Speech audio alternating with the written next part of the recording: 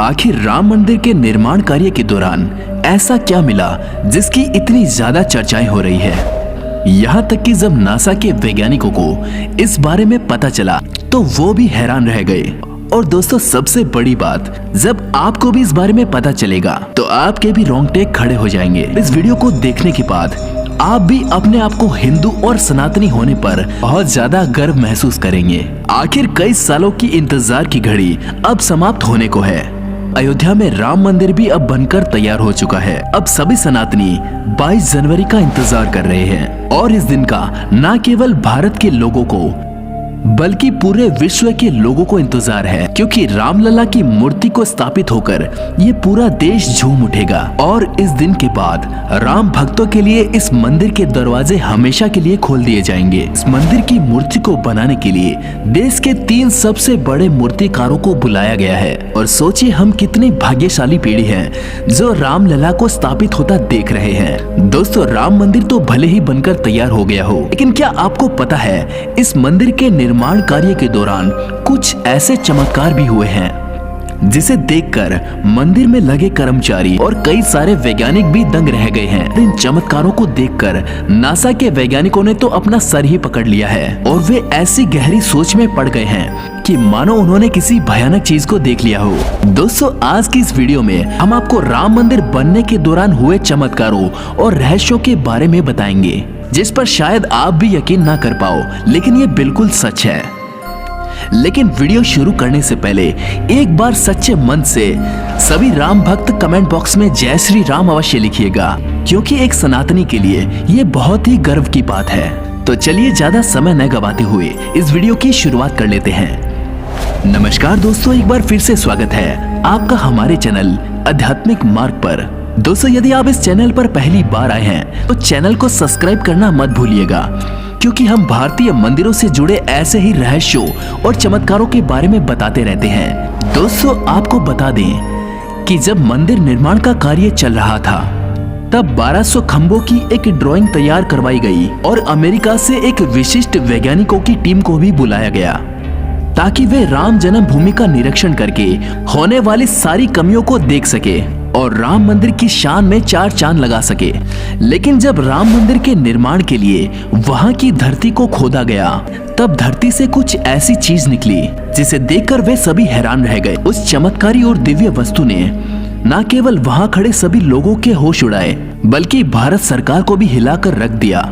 उसके बाद तुरंत एक कमेटी बुलाई गई और उस जगह की जांच के लिए लगा दी गई। और उसके बाद कुछ ऐसा हुआ कि वे सभी भी प्रभु श्री राम के भक्त बन गए। दरअसल ये बात है जब राम मंदिर के निर्माण के लिए अमेरिका से थॉमस नाम के एक वैज्ञानिक जो राम मंदिर निर्माण के निरीक्षण के लिए आए हुए थे, यहाँ आकर उन्होंने देखा कि राम मंदिर का निर्माण कार्य तो अच्छे से चल रहा है। उसके बाद उन्होंने अपना रूटीन कार्य फिर से शुरू कर दिया और अपना काम करते वक्त जैसे ही उनकी नजर मंदिर परिसर पर गई तब उन्हें एक ऐसी जगह दिखी जहां धरती नरम पड़ी हुई थी। देखने में वो जगह पूरे मंदिर परिसर से थोड़ी अलग ही लग रही थी। थॉमस को अपनी अंतरात्मा से कुछ असंतुष्टि हुई और उन्होंने अपने मजदूरों को वहां पर खुदाई करने के लिए कह दिया। एक बार के लिए तो मजदूर भी हैरान रह गए कि ऐसी धरती की वो खुदाई क्यों करवा रहे हैं, लेकिन मजदूरों को उनका ऑर्डर तो मानना ही था, इसलिए उन्होंने बिना कुछ सवाल किए वहां पर खुदाई शुरू कर दी। जैसे ही वहां पर खुदाई शुरू हुई, कुछ देर बाद वहां से पानी का प्रवाह शुरू हो गया। उस बहते हुए पानी को देखकर वहां स्थित सारे मजदूर परेशान हो गए, क्योंकि पानी के अंदर खुदाई करना मुश्किल ही नहीं बल्कि नामुमकिन जैसा हो जाता है। लेकिन दोस्तों, जब इस पानी का सर्वेक्षण किया गया तो पता चला कि ये पानी पास ही में बह रही सरयू नदी का है। लोग ये समझ ही नहीं पाए कि ये माता सरयू नदी का आशीर्वाद है जो राम मंदिर निर्माण में सहयोग कर रही थी। इस पानी ने सभी वैज्ञानिकों को एक गहरी सोच में डाल दिया। वे ये सोचने लग गए कि यदि ऐसे ही पानी निकलता रहा तो यहाँ एक भव्य मंदिर का निर्माण कैसे हो पाएगा, क्योंकि एक पानी वाली जगह पर एक मजबूत मंदिर का निर्माण करना कोई हंसी मजाक वाली बात नहीं थी। उस समय सभी के दिमाग में ऐसी बात थी कि सरयू नदी का जन्म भूमि पर मिलना कोई चमत्कार है या कुदरत का कोई करिश्मा, ये कोई नहीं जानता। आखिरकार जब कोई भी समाधान नहीं मिला तब सभी मिलकर भगवान श्री राम से प्रार्थना करने लगे, क्योंकि जाहिर सी बात थी जब तक जन्मभूमि पर माता सरयू नदी का प्रवाह समाप्त नहीं होगा, आगे का निर्माण कार्य शुरू नहीं किया जा सकता। लेकिन अगले ही दिन श्री राम ने उनकी पुकार सुन ली और माता सरयू का पानी स्वतः ही बंद हो गया और एक बार फिर राम मंदिर का निर्माण कार्य फिर से शुरू हो गया। और वो कार्य इस तरह चला कि अब वह कार्य अपने अंतिम छोर की ओर आ चुका है, या यूं कहे पूरी तरह से तैयार ही हो चुका है। और आने वाली 22 जनवरी को यहाँ श्री राम की प्राण प्रतिष्ठा की जाएगी। ये मंदिर इतना अद्भुत है कि भारत सरकार ने अयोध्या में एक एयरपोर्ट का निर्माण भी करवाया है, ताकि सीधे ही लोग दुनिया भर से इस मंदिर के दर्शन को आ सके। दोस्तों, ये मंदिर तो आप कभी भी देख सकते हैं, लेकिन अब सवाल ये है कि जब पुराने समय पर यहाँ पर राम मंदिर था तो वो कैसा दिखता होगा, जिसे तोड़कर बाबर ने यहाँ पर बाबरी मस्जिद बनाई थी। और बाबरी मस्जिद से पहले वहाँ पर राम मंदिर का निर्माण आखिर किसने किया, जो आज तक सीमित लोगों को ही पता है और ज्यादातर लोगों को इसके बारे में कुछ भी पता नहीं है। तो दोस्तों चलिए आज हम इस रहस्य को भी बता देते हैं, तो इस वीडियो में अंत तक हमारे साथ बने रहें। कलयुग में भगवान राम की नगरी को किसने बनाया था? दोस्तों, ये पवित्र नगरी हिंदुओं के लिए एक आस्था का प्रमुख केंद्र है, क्योंकि यहीं पर स्वयं प्रभु श्री राम का जन्म हुआ था, इसलिए इसे राम जन्मभूमि भी कहते हैं। इतिहासकारों के अनुसार कौशल प्रदेश की प्राचीन राजधानी को अवध और कालांतर में अयोध्या बौद्ध काल में साकेत कहा जाने लगा। अयोध्या मूल रूप से मंदिरों का शहर था। हालांकि आज भी यहाँ पर खुदाई के दौरान हिंदू बौद्ध धर्म के मंदिरों के साक्ष्य मिलते हैं, जिसमें खंभों से लेकर हिंदू आकृतियां बनी थी।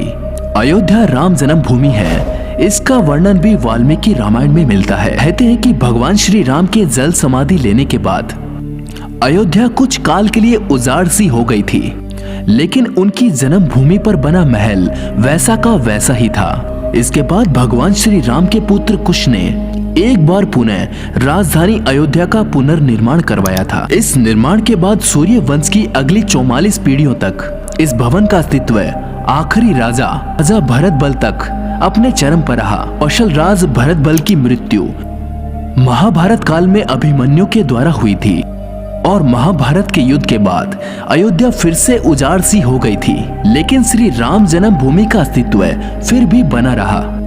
लेकिन इसके बाद ये उल्लेख मिलता है कि ईसा के लगभग 100 वर्ष पूर्व उज्जैन के चक्रवर्ती सम्राट विक्रमादित्य एक दिन आखेट करते करते एक दिन अयोध्या पहुंच गए और थकान होने के कारण दिन सरयू नदी के किनारे एक आम के वृक्ष के नीचे वे आराम करने लगे। उस समय अयोध्या एक घना जंगल हुआ करता था, कोई बसावट भी यहाँ पर नहीं थी। महाराज विक्रमादित्य को इस भूमि पर कुछ चमत्कार दिखाई देने लगे। तब उन्होंने खोज आरंभ की और पास के योगी व संतों के द्वारा उन्हें ये ज्ञात हुआ कि ये प्रभु श्री राम की अवध भूमि है। उन संतों के निर्देशानुसार ही महाराजा विक्रमादित्य ने यहाँ एक भव्य मंदिर के साथ ही कूप, सरोवर और महल आदि बनवाए थे। कहते हैं कि उन्होंने श्री राम जन्मभूमि पर काले रंग के कसौटी पत्थरों से प्राचीन स्तंभों पर विशाल राम मंदिर का निर्माण करवाया था और ये भव्य मंदिर भी देखने में बहुत सुंदर था। विक्रमादित्य के बाद के राजाओं ने भी समय समय पर इस मंदिर की देखरेख की।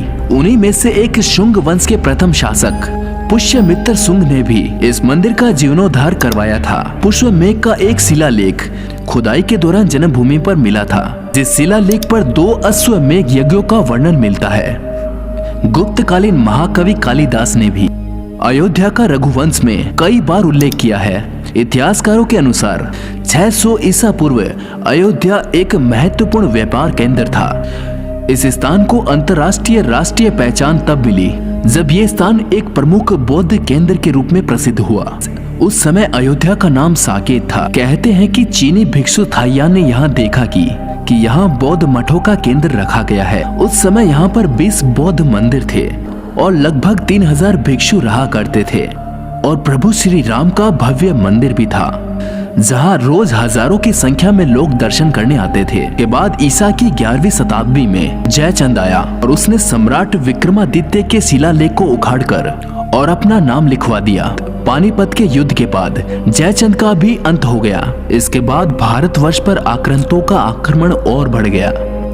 आक्रमणकारियों ने काशी मथुरा के साथ साथ अयोध्या में भी लूटपाट शुरू कर दी और सनातन मूर्तियों को तोड़ने का क्रम जारी रखा। करीबन 14वीं शताब्दी तक वे राम मंदिर को तोड़ने में सफल नहीं हो पाए।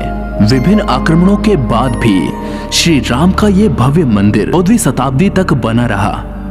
कहते हैं कि सिकंदर लोधी के शासनकाल के दौरान यहाँ मंदिर मौजूद था। इसके बाद 14वीं शताब्दी में भारत पर मुगलों का शासन शुरू हो गया।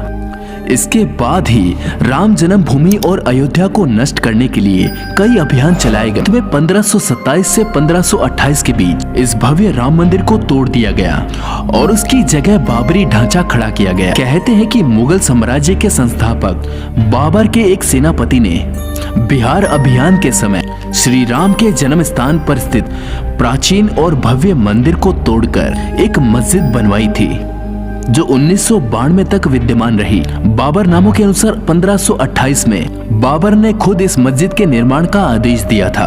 अयोध्या में बनाई गई मस्जिद पर खुदे दो संदेश से ये संकेत भी मिलता है। इसमें एक खास तौर से उल्लेखनीय है, इसका सार है जन्नत तक जिसके न्याय के चर्चे हैं। ऐसे महान शासक बाबर के आदेश पर दयालु मीर बकी ने रिश्तों की इस जगह को मुकल्लल रूप दिया। यहाँ तक कि ये भी कहा जाता है कि अकबर और जहांगीर के शासन में पुत्रों की हिंदुओं को ये भूमि चबूतरों के रूप में सौंप, लेकिन क्रूर शासक औरंगजेब ने अपने शासनकाल में बाबर के सपने को पूरा करते हुए यहाँ भव्य मस्जिद का निर्माण करके उसका नाम बाबरी मस्जिद रख दिया था।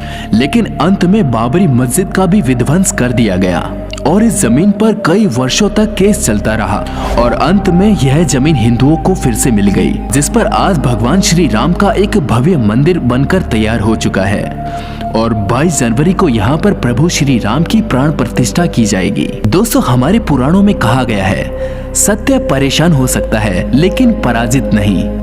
एक लंबी लड़ाई के बाद आज फिर से मैं प्रभु श्री राम का ये भव्य मंदिर देखने का सौभाग्य मिला है।